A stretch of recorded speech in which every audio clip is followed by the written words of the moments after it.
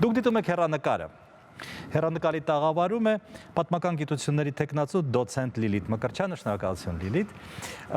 Դուք ղեկավարում եք փորձագիտական խումբը, որը մշակում է դպրոցում հայոց պատմության, համաշխարհային պատմության, հասարակագիտության եւ ես եւ իմ հայրենիքը առարկայախմբի ծրագրերը։ Նախ այսպեսի հարց է առաջանում. ինչու են այդ 4 ուրեմն ուղղությունները հավաքվել մեկ խմբի մեջ, մեկ փնջի մեջ։ Դրանք 4 ուղղություններ չեն, դրանք մեկ ուղղություններ են, հասարակագիտական բլոկն է, բոլորը հասարակագիտական բլոկի առարկաներ են։ Ես եւ իմ հայրենիքը, ես իմ հայրենիքն ու աշխարհը պատմություն առարկաների հիմքն են։ Քանի որ կրթական նոր չափորոշիչների հիմքում դրված է ինտեգրման մոտեցումներից մեկը, ինտեգրված գիտելիքը առարկայախումբը ներկայացնելու մոտեցումն է, ապա 5-րդ դասարանի ես եւ իմ հայրենիքը հենց ինտեգրված մի առարկա է, որը բոլոր այդ 3 առարկաների հիմքն է հանդիսանում։ Որ 3 առարկաների։ Պատմություններ, 2 պատմություններ, հայոց պատմություն եւ համաշխարհային պատմություն եւ հասարակագիտություն։ Եվ հենց այդ սկզբունքով էլ կառուցված է, իրենք բոլորը հասարակագիտական բլոկի առարկաներ են։ Ես ներկայացնելու եմ ձեր ընդդիմախոսների փաստարկները, ձեր ընդդիմախոսների ոչ թե իմ, հա? Եվ խնդրելու եմ պատասխանեք հերթով։ Այո, համեցեք։ Ակադեմիայի պատմության ինստիտուտը, ինչպես նաև այլ գիտական հաստատությունների աշխատակիցների թեկնածությունները ձեր խմբում ուրեմն առաջադրվել են, բայց մերժվել են։ Ես չեմ կարող այդ հարցին պատասխանել, որովհետև մարդիկ ընտրվել են խմբում բաց մրցույթի շնորհիվ։ Նախարարությունը իրականացրել է հայտարարություն է տվել մրցույթի, փորձագետները, մասնագետները դիմել են, հարցազրույցով անցել են։ Ես ինքս այդ փուլին չեմ մասնակցել, հետևաբար, այսինքն ես ինքս ընտրողների թիմում չեմ եղել, էլի այդպես, հետևաբար չեմ կարող այդ հարցին պատասխանել։ Բայց ընտրվողների թիմում եղել եք։ Հետևաբար, եթե ընտրված չլինեի, այստեղ չէի լինի։ Դուք ասեցիք, այս փուլին չեմ մասնակցել, մտածում եմ ինչ որ։ Այսինքն, եթե իրենք ինձ մեղադրում են, որ թիմի անդամներին ես չեմ ընտրել, ես ինքս ընտրողների թիմում չեմ եղել, որտեղ ես ինքս ընտրությանը հարցազրույցին դիմող ու մասնակից եմ եղել։ Ակադեմիայի պատմության ինստիտուտը, ինչպես նաև ԵՊՀ եւ մանկավարժական համալսարանի համապատասխան ամբիոնները բացասական են ներկայացրել, բացասական եզրակացություն են տվել այդ ձեր նախագծին։ Դա ձեզ չի մտահոգում։ Գիտեք, ինձ մտահոգում է վերաբերմունքը, ոչ թե կարծիքը, որովհետև այս փուլի համար չափորոշիչները դրված են հանրային քննարկման եւ մենք ակնկալում էինք եւ որ ակադեմիայից եւ համապատասխան ֆակուլտետներից մենք պետք է ստանանք այն առաջարկությունները, որոնք որ մեզ կօգնեն բարելավելու այս ծրագրերը։ Բայց ցավոք սրտի պիտի ասեմ, որ այդ կարծիքները, որոնք որ բացասական են, ամենևին էլ այդպես հիմնավորված չեն, որովհետև գիտաթեզից եւ մեթոդաբանությունից իրենք այդպես հեռու են։ Ցանկացած առաջարկության ամենասուր քննադատության առջև բացենք ու բացենք լսելու, խորհելու, մտածելու, համալրելու ու լրացնելու ծրագրերը։ Ահա, օրինակ կոնկրետ բաներ եմ, հա, ասում։ Այո։ Ըստ նրանց, հա։ Նախագծում բացակայում է հայրենասիրություն հասկացությունը։ Շատ շահարկվեց ու քննարկվեց, արդեն կարծես որի օրդ անգամ է հարցնում են ինձ այդ մասին, ուզում եմ ասել, գիտեք, նոր չափորոշիչները ներկայիս գործող չափորոշիչներից տարբերվում են չափելիությամբ, այսինքն հիմքում դրված է վերջնարդյունքի չափելի լինելը։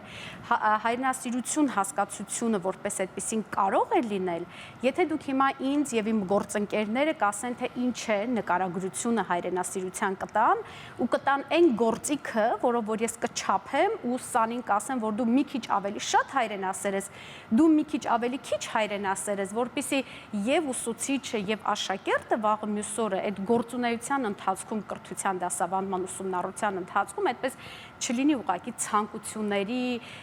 բավարարում կամ չգիտեմ ինչ, հա, աշակերտը պիտի հստակ իմանա ինչ պիտի անի, ինչ պիտի սովորի ու ինչպես դա պիտի անի, ուսուցիչն էլ պիտի իմանա այդ ինչ պիտի պահանջի աշակերտից, որտեղ այդ ամբողջի համար նրանք գնահատական են ստանում։ Հայրենասիրությունը չափելի չէ, իսկ գիտելիքը ենթադրենք Անշուշտ չափելի չափելի է։ Անշուշտ։ Ես գիտունիկ եմ, դու տգետ ես հիմա եւ սկսենք վիճել դրա մասին։ Չէ, այդտեղ էլի խիստ հարաբերական է, ինչ ասելի է,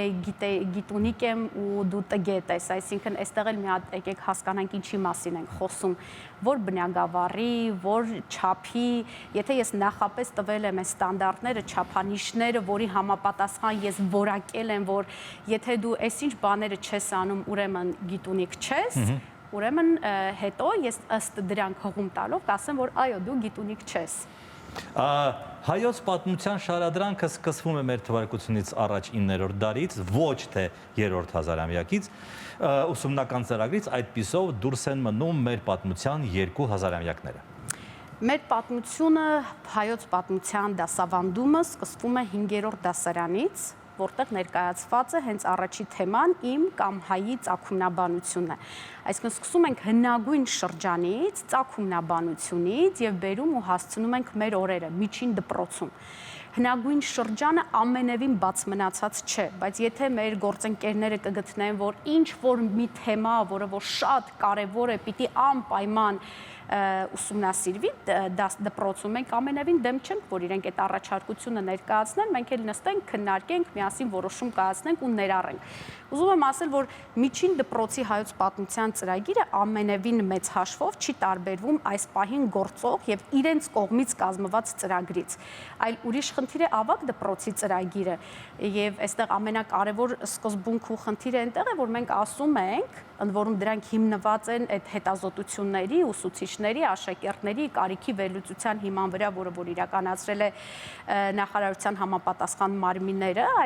այս դեպքում ասում ենք, որ պատմությունը երկրորդ անգամ չպիտի նույն ձևով ուսումնասիրվի, այլ ինքը կոնկրետ խնդիր պիտի լուծի։ Եվ այս դեպքում ավագ դպրոցի համար վերցրել ենք որպես հասկացությունների կամ մեծ գաղափարների շուրջ կառուցվող կրթությունը, որը կտեսնեք, որ աշխարհի լավագույն կրթական համակարգերի հիմքում է դրված այսօր պատմության մեթոդաբանությունը։ Եվ այստեղ ուրիշ է, որ եւ ժամանակագրությունը պահպանված չէ, իհարկե պահպանված է ինչի մեջ որ մեզ մեղադրում ենք, բայց թեմայի ու համեմատության մեջ, հա, ասենք օրինակ 10-րդ դասարանը կառուցված է պետություն հասկացության ու գաղափարի շուրջ, պատճառահետևանքային կապեր, զարգացում, քաղաքական, տնտեսական, սոցիալական կապեր եւ այլն։ 11-րդ դասարանը կառուցված է ինքնություն հասկացության շուրջ, այսինքն ազգային ազատագրական պայքար նույն ճանապարհով, հա, քաղաքական, տնտեսական, մշակութային եւ այլն։ 12-րդ դասարանը կառուցված է նորարարության սկզբունքի հիման վրա։ Այս սրանով է պայմանավորված, այս հանգամանքով է պայմանավորված, որ խնդիրը վերցնելով ու ուսումնասիրելով երբեմն տեղ-տեղ կտրվում է ժամանակագրություն, այսինքն հենց այդ հասկացության հիմքից ենք գալիս։ Բայց պիտի ասեմ մի շատ կարևոր մի բան, որ այս խոսակցությունների արդյունքում իրական խնդիրները դուրս են մնում պատմագիտական դաշտի քննարկումից, որովհետև նոր չափորոշիչների հիմքում ընկած է վերջնարդյունքների կամ կարողունակությունների վրա հիմնված կրթությունը, այսինքն թեմաները, բովանդակային բացվածքը մեծ հաշվով թողնված է ուսուցչի վրա, թեև ծրագրում օրինակելի ծրագրի նմուշը ներկայացված է, բայց այստեղ ուսուցչին տրվում է ծով ազատություններ, ասում է դու կարևոր է, որ այս վերջնարդյունքին պիտի հասնես, ինչ ճանապարհով ու ինչ թեմայի ուսումնասիրմամբ կանցնես, սա արդեն քո ազատության եւ ստեղծագործական դաշտի հնարավորությունների միջավայրն է, որ դու պիտի անես։ Նորարարություն, ինքնությունը, այսպես առաջի հայացքից, հա, լրագրողական հայացքով, պարզ է։ Պետականությունը պարզ է, նորարարությունը որն է։ Իմ ամենասիրած թեմաներից մեկի մասին եք խոսում, ունեցել եմ այդպիսի մի դասախոսություն, համալսարանը հայի ինքնության ձևավորման նոր հենասյուն։ Այսինքն, գիտեք, մենք ցանկացած պատմական ժամանակաշրջանում որևէ ճգնաժամ հաղթահարել ենք նորովի ինքնադրսևորվելով, նորովի որևէ հենասյուն ունենալով եւ օրինակ համալսարանի հիմնադրումը, որ օրինակ ցարական Ռուսաստանի տարիներին դեռևս գիտնականները, մտավորականները հավաքվել էին ու խոսում էին ազատ գիտական միջավայր ու տարածք ունենալու մասին։ Իրենք պետություն չէին ուզում այդ ժամանակ դեռևս, ասում էին պատրաստ չենք, բայց եկեք ստեղծենք համալսարան, պետական մի միջավայր, ազատ մտքի մի միջավայր, որտեղ որ մենք այդպես մտածելու, ստեղծագործելու հնարավորություն կունենանք ու հետո նոր։ Այո, օրինակ մեկը համալսարանի հիմնադրումը է։ Երկրորդ համաշխարհային պատերազմի ժամանակ մյուսը ազգային գիտությունների ազգային ակադեմիայի հիմնադրումը, հա, երբ որ այն ամենաճգնաժամային իրավիճակում դու նորարար ես դառնում, դու ներմուծում ես մի բան, որը դառնում է քո ինքնության հենասյունը այլ ճանապարհով ուղղությամբ գնալու համար։ Եվ այս դեպքում, գիտեք, այս էլի պատմական բանավեճի այդպես լայն դաշտ է։ Ինձ համար կլինի դա համալսարանը, ակադեմիան եւ այլն, այն մյուսի համար գուցե կլինի մեկ այլ ուրիշ գործոն, ռաբիզը, երաժշտությունը կամ չգիտեմ, այդ օրինակ հումորով։ Հասկանալի է, բայց ուրեմն այդ երեք գաղափարների մեջ արդյոք մտնում է 3000-ամյակ առաջվա բանը։ Ինքնության մեջ կարծես թե կարող է բռնել իրար հետ, չէ՞։ Ցանկացած պահի նայեք, այստեղ նույն մենք բուհական կրթության համակարգում ունենք հայոց պատմության հիմնախնդիրները առարկան։ Հո մենք չենք գնում սկսում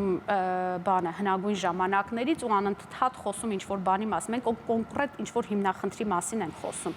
Եվ այստեղ ավագ դպրոցը ամենևին գիտելիքի վրա չի կառուցված, այլ ավելի շատ ինքը հմտությունների վրա է կառուցված, այսինքն հետազոտելու, ուսումնասիրելու եւ վերլուծելու վրա է կառուցված։ Եթե ես սանին աշակերտին կսովորեցնեմ ինչպես հարաբերվի ինքը տեքստի հետ, ինչպես կարդա, ինչպես հետազոտի, ինչպես այդ բանը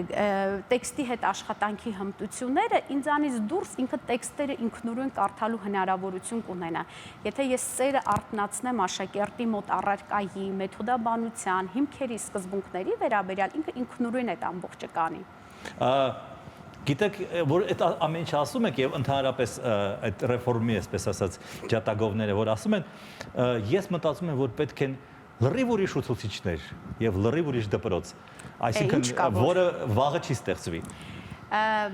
Մեր ամենաշատ մեզ հնչող քննադատություններից մեկն էլ հենց այն է, որ ուսուցիչները պատրաստ չեն այդ դպրոց ունենալուն եւ աշակերտները պատրաստ չեն ու այդ ունակությունները չունեն։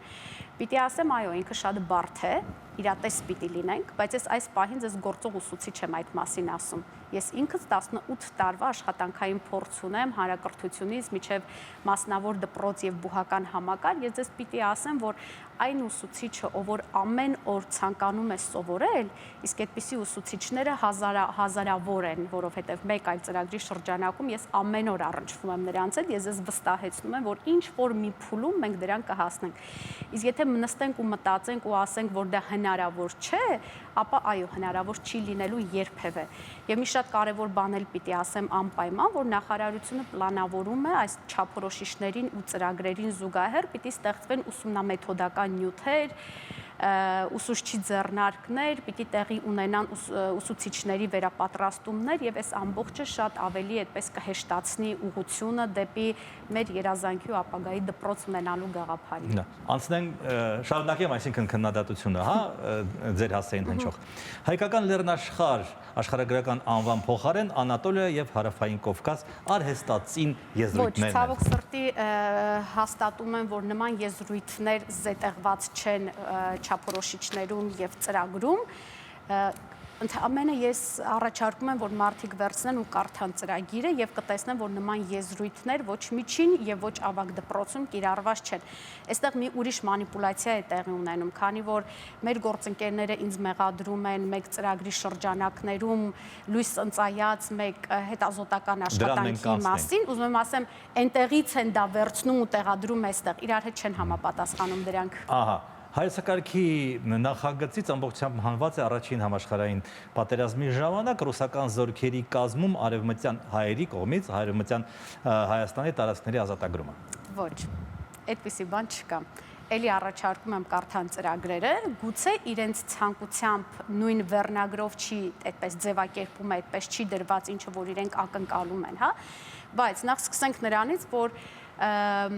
համաշխարհային պատերազմները ունենք այսպիսի պայմանավորվածություն թիմի ներսում ու համաձայնություն, որ ուսումնասիրելու ենք համաշխարհային պատմություն առարկայի շրջանակներում,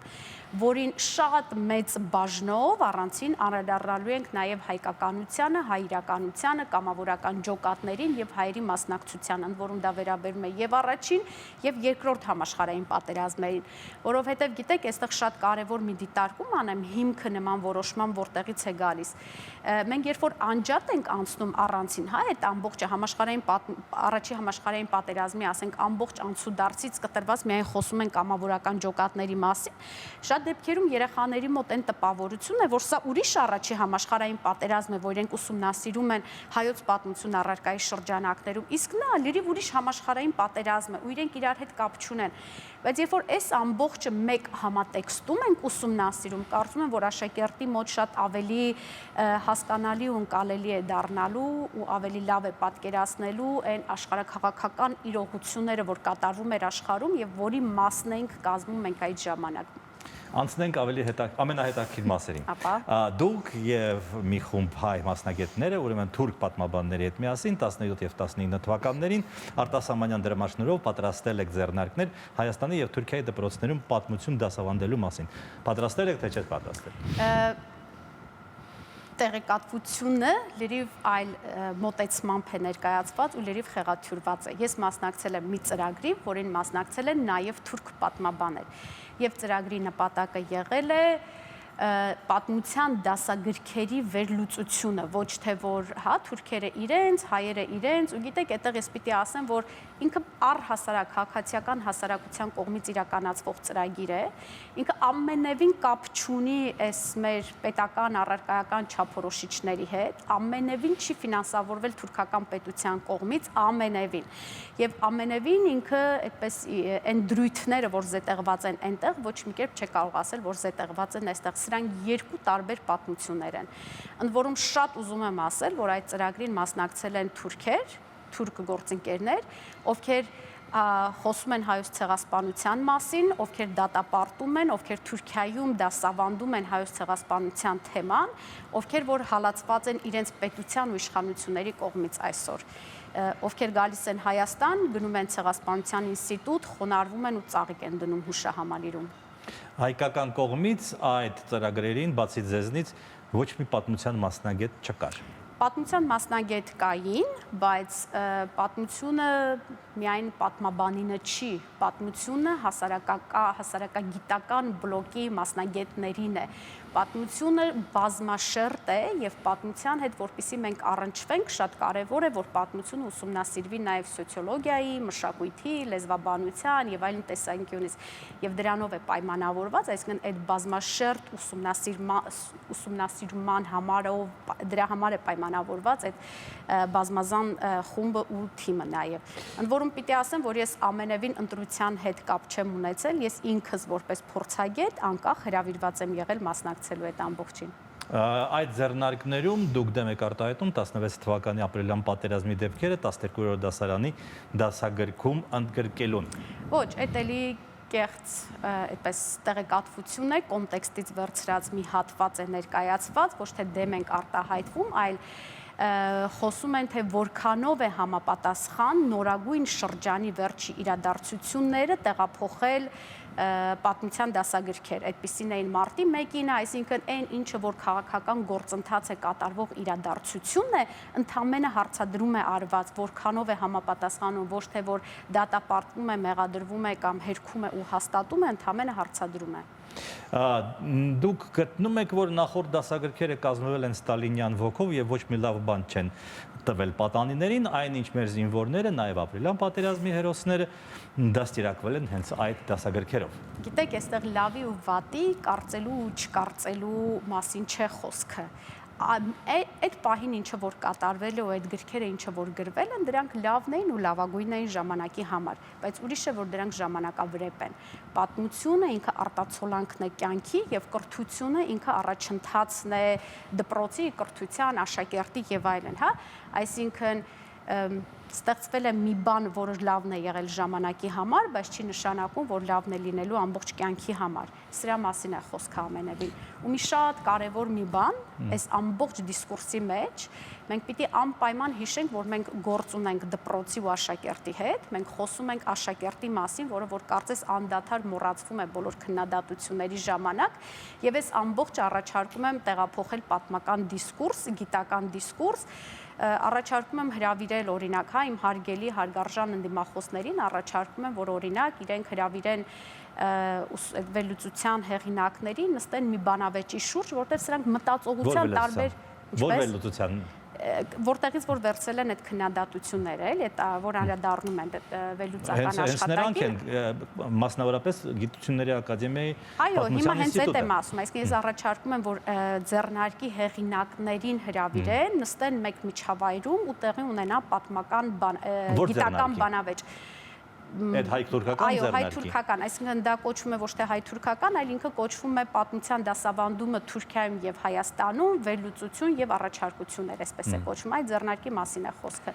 որpիսի դա գիտական դաշտ տեղափոխվի, ոչ թե այսպես լինի ուղակի բամբասանք յետևից կամ վերլուծություն, ինչպես որ իրենք են ուզում ներկայացնել, որովհետեւ տարբեր մոտեցումներ են, մտածողության տարբեր ձևերի մասին է խոսքը։ Իսկ գիտական բանավեճի ժամանակ գուցե կհերքեն, կհաստատեն, կհամաձայնվեն կամ չգիտեմ ինչ։ Իդեպ ասեմ, որ իմ սերունդը դաստիարակվել է ընդհանրապես Բրեժնևյան ուրեմն լճացման դասագրքերով, բայց չես ասի, չէ՞ որ մենք լրիվ տգետ ենք կամ լրիվ ապազգային ենք, այդպես չի։ Բայց ամենևին դրա մասին չի խոսքը, ամենևին ու դա ամենևին չի քննարկվում այդտեղ։ Դուք պատրաստ եք քննարկել ձեռնարկը, թե չափանիշները, Ես առաջարկում եմ, սրանք երկու տարբեր թեմաներ են, որ իրար հետ խառնելու կարիք ու անհրաժեշտություն չկա ամենևին։ Այսինքն պետք չի մանիպուլացնել ու մեկը տեղափոխել ու տարածել մյուսի վրա։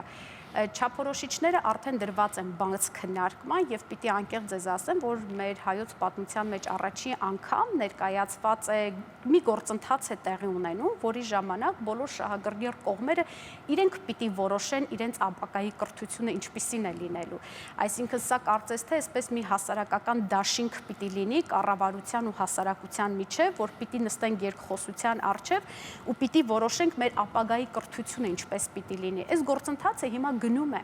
ուզած թե չուզած հանրայնացված են չափորոշիչները եւ մենք սպասում ենք երկխոսության, առաջարկությունների, վերլուծությունների, անգամ ամենասուր քննադատությունների, բայց եթե դրանք կառուցողական են։